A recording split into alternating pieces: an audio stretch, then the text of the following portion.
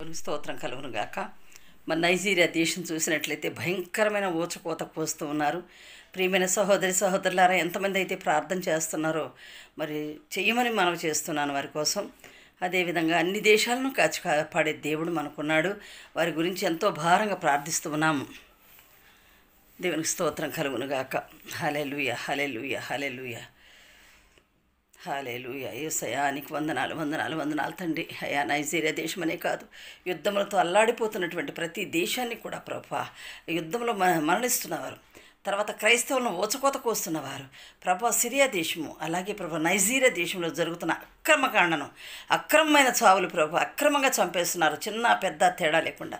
అయా కనికరించు ప్రభా, అటువంటి తప్పులు చేస్తున్న వారిని క్షమించి వారిని దండించు ప్రభా, దండించి క్షమించి వారిని సరైన మనుషులుగా నిలబెట్టమని ప్రార్థిస్తున్నాను తండ్రి. తండ్రి తండ్రి ఎందుకో నాకు చాలా భారంగా ఉంది ప్రభా, మనసు ఆవేదనతో ఉంది ప్రభా ఈ దినమున.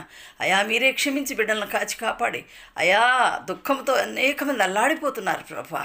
అయా దేశాలను రక్షించు, కాచి కాపాడు ప్రభా. నీకే వందనాలు చెల్లిస్తూ వారి గురించి ప్రత్యేకంగా ప్రార్థిస్తూ ఉండగా నీ కృప నీ కాపుదల వారిపై ఉంచమని ఆ దేశంలో ప్రభా దేవదూతల సైన్య సమూహాన్ని దించండి ప్రభా.